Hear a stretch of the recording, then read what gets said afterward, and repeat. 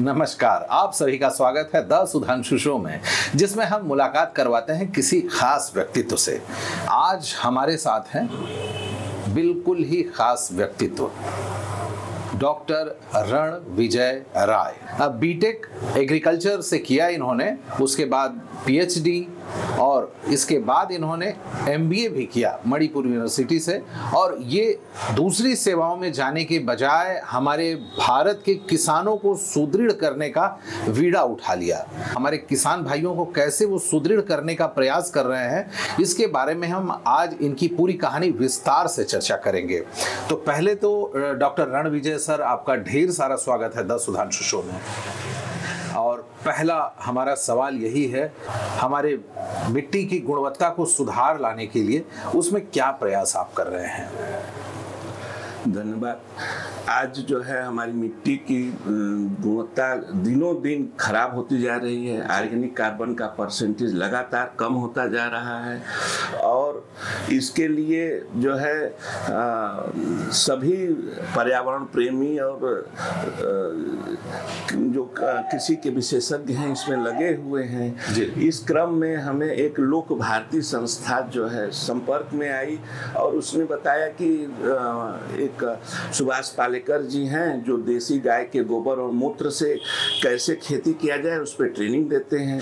मैं बहुत खुश हुआ और ट्रेनिंग लेने में लखनऊ गया जी। और फिर दोबारा भी ट्रेनिंग लेने में झांसी गया। झांसी की जब ट्रेनिंग थी, उस ट्रेनिंग करने के बाद मुझे ये पता चला कि देसी गाय कितनी कीमती है हमारी खेती के लिए। और आज 50-60 साल 70 साल का कहानी है रासायनिक खाद, रासायनिक दवाइयों का प्रयोग करने का। उसके पहले से हम लोग खेती करते आ रहे हैं और अंग्रेज भी मानते थे कि कई डॉक्यूमेंट मिले हैं कि भारत को कृषि हम नहीं सिखा सकते, भारत से हम सीख सकते हैं। लेकिन आज स्थिति ये है कि हम अपने आप को सोचते हैं कि हम पिछड़े हैं और ये पिछड़ेपन की मानसिकता के वजह से हम और पिछड़ते चले जा रहे हैं। हम अपनी मजबूती नहीं समझ पा रहे हैं। उन्होंने, जैसे पालेकर जी ने बताया कि देसी गाय के दूध में बहुत ही पोषक तत्व होते हैं जो कि जो जर्सी के गाय में नहीं होते। हमारा देसी गाय के दूध जो है अमृत समान है, उससे हमारा रोग नहीं होता और जो है मानसिक हमको प्रौढ़ करता है और नर्वस सिस्टम स्ट्रांग करता है। वहाँ जर्सी गाय का दूध जो है हमें ब्लड प्रेशर देता है, डायबिटीज देता है और अनेक तरह की बीमारियां देता है। देसी गाय के जो आंत है 3 गुना लंबा है। जर्सी गाय की जो इंटेस्टाइन है वो छोटी होती है और देसी गाय की आंत बड़ी होती है। इंटेस्टाइन और 300 करोड़ के करीब 300 से 500 करोड़ 1 ग्राम गोबर में जीवाणु पाए जाते हैं, जबकि जर्सी गाय में 70 लाख ही जीवाणु पाए जाते हैं। तो ये जीवाणु बड़े काम के हैं, ये हमारे बड़े मित्र हैं।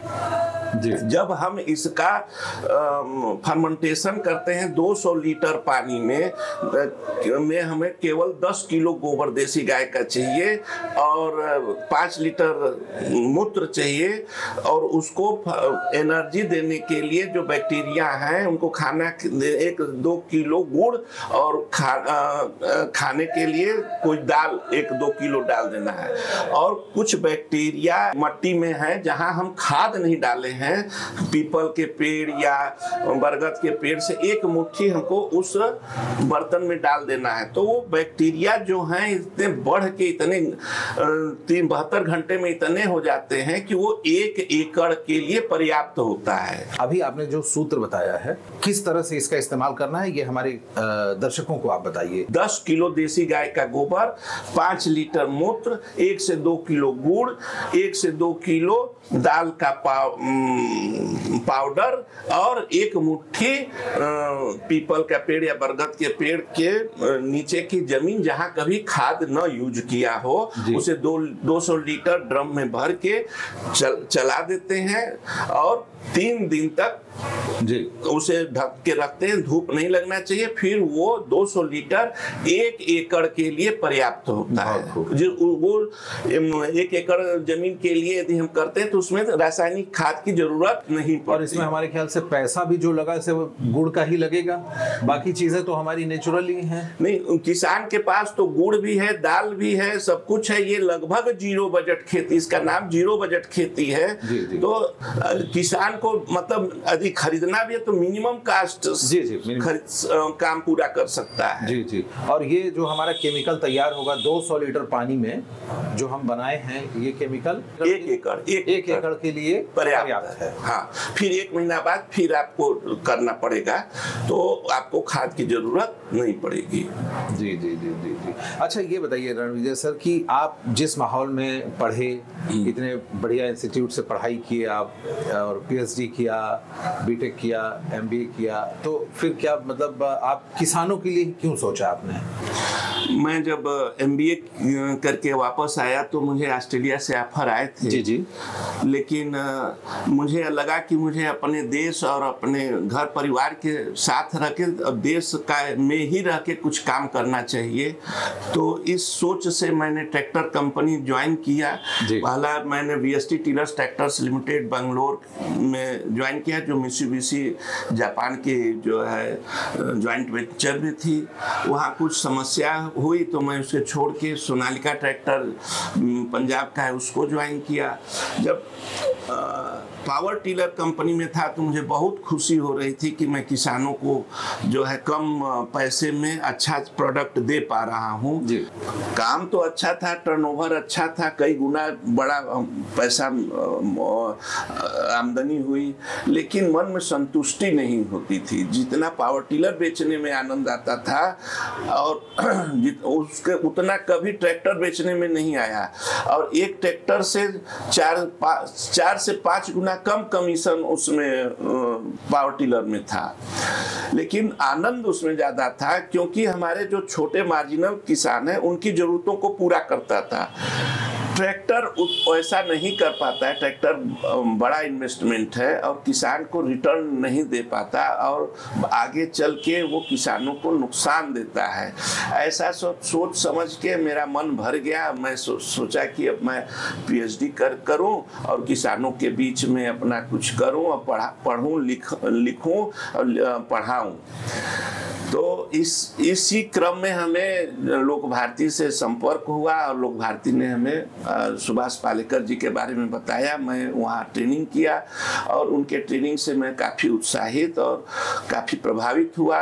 फिर उसमें जो है इसका प्रचार प्रसार मैं अपने गांव, अपने किसान और जहाँ भी मंच मिलता है वहाँ मैं इसका प्रचार प्रसार करता हूँ कि एक देसी गाय और जर्सी गाय में अंतर क्या है, देसी गाय के दूध में क्या गुणवत्ता है, देसी गाय के गोबर और मूत्र में क्या गुणवत्ता है। जो भी शिक्षण संस्थाएं हैं, जो भी इंटेलेक्चुअल हैं, वहाँ जाके मैं अपनी बात रखता हूँ और किसानों के बीच में भी ये बात रखता हूँ, प्रसारित करता हूँ कि आप लोग जो है एक देसी गाय से अपना खेती करिए और रासायनिक खाद का प्रयोग कम करिए या बंद कर दीजिए। तो इससे बहुत से किसान प्रभावित भी हुए हैं, कुछ जो अभी सशंकित हैं और कुछ सोचते हैं कि आज करेंगे कल करेंगे। यानी कि डायलेमा की उन लोगों की स्थिति है, वो भी चेंज करना चाहते हैं अपने आप। वो समझ रहे हैं कि ऐसा कोई किसान नहीं मिला कि वो ये कहे कि रासायनिक खाद अच्छी है, लेकिन वो ये डायलेमा में है कि इसका प्रोडक्शन उतना हो पाएगा कि नहीं, क्योंकि उनका रोजी रोटी वो उसी से चलता है। वो रिस्क लेने के चक्कर में नहीं है कि हम जो है कोई दूसरा विधा यूज करें और पैसा हमको कम मिले। वो जान तो रहे कि ये गलत है, लेकिन वो कर पाने में अपने आप को समर्थ नहीं पा रहे हैं। ये हमने रीड किया। एफॉरेस्टेशन के लिए क्या प्लानिंग करते हैं आप? बैठ के पहले से कोई प्लान तो करते नहीं। जी जी। प्रेरणा मिलती है वैसे हम लोग करते चले जाते हैं। पिछली साल की कहानी लोक भारती, मैं लखनऊ गया था, लोक भारती जो है संभल के हर गांव में, संत कबीर जिला के हर गांव में हरिशंकरी लगाने का प्लानिंग कर रहा था। तो वहां मैं भी बैठा था, तो हमसे पूछा गया आप कितने करेंगे? तो किसी ने कहा आप 100 पौधा ला के रख दीजिए, कहीं हम करा देंगे। तो मैं सोचा कि हाँ 100 पौधा लाने में क्या है, मैं पहुंच गया वन विभाग, 100 पौधा हमको दे दीजिए। तो वन विभाग ने पूछा कि 100 पौधे की समस्या नहीं है, आप कहाँ लगाएंगे वो हमको लिस्ट दे दीजिए, हम आपको अलॉट कर देते हैं। तो हमने कहा मैंने संकल्प लिया है, आप हमको पौधा दीजिए, लगा देंगे, तब हम आपको जगह बताएंगे। तो इसमें कहे नहीं, उसमें डॉक्यूमेंटेशन होता है, मैं नहीं अलॉट कर पाऊंगा। लेकिन हमारे बहुत ज़्यादा रिक्वेस्ट करने पे उन्होंने कहा कि चलिए आपको मैं पहले 50 देता हूँ, फिर मैं देखूंगा। तो मैं कहा ठीक है। तो कहे नर्सरी अपना बता दिए, वहाँ से हमको 50 पौधा मिल गया। मैं 50 पौधा घर लाया और इस सब चीज़ों को मैं सोशल मीडिया पे शेयर करता रहा। तो किसी ने बताया कि ये डिगर है, डिगर आप ले लो, 500-600 रुपए का मिलता है, आराम से पौधा लग जाएगा। डिगर ले आया। तो मेरे पड़ोस में एक बहन जैसी हैं, उन्होंने कहा कि हमारे प्लाट में 1-2 जो लगाना है लगा दियो। तो उन्होंने पौधा सेलेक्ट किया और अपने प्लाट में ले गई। तो उनका देखिए पड़ोस वाले कहे कि हमारा भी लगा दीजिए, तो मैं उनका भी लगा दिया। और ये सब मैं सोशल मीडिया पे, व्हाट्सएप और फेसबुक पे किया, तो और दूसरे लोग प्रेरित हुए कि हमारे लगा दीजिए। इस क्रम में मैं 50 लगा दिया। और एक पड़ोस में हमारे राजेश सिंह जी रहते हैं, वो इतने खुश हुए कि और मैंने उस पर लिखा कि मुझे अभी इतने की डिमांड है। तो उन्होंने कहा पूछा कि तुमको कितना चाहिए? तो हमने सब पौधे का लिस्ट बता दिया, वो खरीद के पौधा हमको घर पहुंचा गए। फिर मैं लगाया और फिर उसमें किसी ने कहा कि ये 5 पौधा हमारे तरफ से, 4 पौधा हमारे तरफ से। इस क्रम में मैं 100 तक जब पहुंचा तो मैं अपना संकल्प लिखा कि मेरा संकल्प पूरा हो गया। उसके बाद भी 1-2 4-5 आते गए। 121 पौधा मैं 25 जून से 15 अगस्त के बीच पिछले साल 121 पौधा लगाया, जिसमें केवल मैं 6 या 7 पौधा अपने पैसे से खरीदा।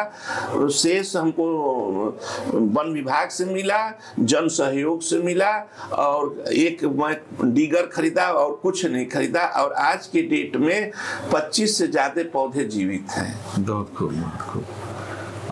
वैसे ये बस कहा जाता है कि आप बस कौन कहता कि आसमान में छेद नहीं हो सकता, एक पत्थर तो तबीयत से उछालो यारो।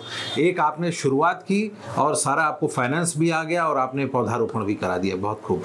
अच्छा ये बताइए डॉक्टर रणविजय सर कि आप पौधे का पीएच या खेत का पीएच नॉर्मल रहे, अच्छा रहे, इसके लिए आप क्या करते हैं? देखिए मट्टी का जो पीएच है, सॉइल है, यदि हम खाद डालेंगे तो पीएच चेंज होगा जी।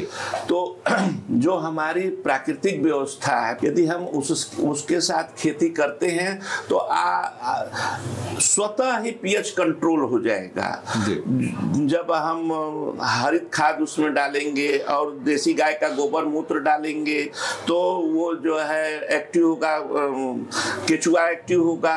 वो फिर धीरे धीरे यदि पीएच हमारा बिगड़ा हुआ है तो वो बैक कर लेगा, कंट्रोल कर लेगा।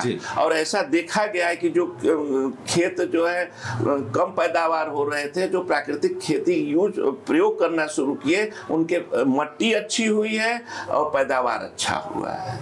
अगर हम क्वांटिटी की बात करें तो अगर 1 एकड़ में पहले अगर केमिकल डालने के बाद, यूरिया वगैरह डालने के बाद क्या पैदावार रही होगी, और जो देसी गाय का गोबर जो लोग इस्तेमाल कर रहे हैं तो उसमें कितने का अंतर आ जाता है? देखिए इसके लिए साइंटिफिक रिसर्च की जरूरत है। जो प्राकृतिक खेती से उत्पादित उत्पाद हैं उसका वैल्यू कई गुना ज्यादा है और बाजार में उसका डिमांड बहुत ज्यादा है। लोग खोज रहे हैं कि हमको बिना रासायनिक खाद वाला हमको अनाज मिले, खाद्य पदार्थ मिले, लेकिन ये उपलब्ध नहीं हो पा रहा है। मार्केट का जो गैप है, ये बहुत बड़ा गैप है। किसान इतना इतना ज़्यादा पढ़ा लिखा नहीं है, उसको रिसोर्स है नहीं कि हम कैसे जिसको चाहिए वहाँ तक पहुँच पाए, और जो बाहर जिसको चाहिए उसको कौन किसान उत्पादित कर रहा है उसके पास जानकारी नहीं है। ये बहुत बड़ा गैप है। और जहाँ तक डिमांड की बात है, आज हम आप भी यदि कुछ खाना चाहते हैं तो ये चाहते हैं कि इसमें रासायनिक तत्व न हो या कम हो। बिल्कुल सही बात कि अगर आप एक देसी गाय भी रख लें अपने गांव में या घर में, जहाँ पे भी अगर जिसको साधन सुलभ हो जाए, तो ये उनके लिए भी अच्छा रहेगा, उनके परिवार के लिए भी ऐसा अच्छा रहेगा। आप सॉइल कंजर्वेशन पे काम करते हैं और खेतों का पीएच वगैरह आप सही रखने की कोशिश करते हैं। आपके फील्ड में अपॉर्चुनिटीज़ जो न्यू कमर्स आना चाहते हैं उनके लिए क्या अवसर है और क्या चैलेंजेस हैं? सबसे बड़ा चैलेंज ये है कि हमारे जो खेत हैं छोटे छोटे खेत हैं और कई पार्ट में ये हैं दूर दूर हैं, छोटे छोटे हैं या छोटे हैं। तो अब कोई भी कमर्शियल एक्टिविटी करने के लिए हमें एक साथ खेत रहने की बड़ी जरूरत है। जी। और दूसरा, जंगली जानवर उससे बचाव हो, उसकी फेंसिंग होनी जरूरी है जी। और तीसरा, जो हम प्रोडक्ट यूज करें, जो प्रोडक्ट हम उत्पादित कर रहे हैं उसको समाज तक प्रचारित और प्रसारित करने की हमारे क्षमता हो। यदि क्षमता नहीं है तो कहीं से हमको मिल जाए तो बहुत अच्छा अपॉर्चुनिटी मिलेगा। और जहाँ तक कृषि की बात है, कृषि में आज वही लोग जाते हैं करते हैं जिनको नौकरी नहीं मिली या पढ़ाई नहीं किए। तो इस तरह का माहौल है, लोग सोचते हैं कि कृषि लाभ का धंधा नहीं है, घाटे का धंधा है, जबकि कृषि सबसे ज्यादा फायदे का धंधा है। आपका मिनिमम इनपुट से मैक्सिमम आउटपुट, और आप कृषि फील्ड में रहते हैं तो सबसे बड़ी चीज हम किसी भी आदमी की इनपुट क्या है, क्या उसे चाहिए? शुद्ध हवा, शुद्ध पानी, शुद्ध भोजन। तो ये तीन चीज तो एश्योर है कि उसको मिलेगा यदि वो चाहेगा तो। अब इसके अलावा यदि उसे पैसा चाहिए तो थोड़ा प्रयास करेगा तो पैसा भी मिलेगा। बिल्कुल ठीक। वैसे हमारा आज आपसे बात करने का उद्देश्य यही है कि जो युवा अपने गांव के 5 BHK, 8 BHK, 10 BHK छोड़ करके दिल्ली और बेंगलोर, मुंबई जैसे बड़े शहरों में 2 BHK, 1 BHK के पीछे भाग रहे हैं, उनका पलायन रुके, वो वापस गांव की ओर आए। क्योंकि आपको ट्रेंड करने के लिए, आपको शिक्षित करने के लिए, आपको प्रशिक्षित करने के लिए डॉक्टर रणविजय राय जैसे लोग बैठे हुए हैं। और आज हमारा द सुधांशु शो में आपसे बातचीत करने का यही उद्देश्य है। तो आपको डॉक्टर रणविजय सर हमारे साथ द सुधांशु शो में आए, इसके लिए बहुत बहुत धन्यवाद। तो आज के लिए बस द सुधांशु शो में इतना ही। अगली बार हम होंगे एक नए अतिथि के साथ। तब तक देखते रहिए द सुधांशु शो। नमस्कार।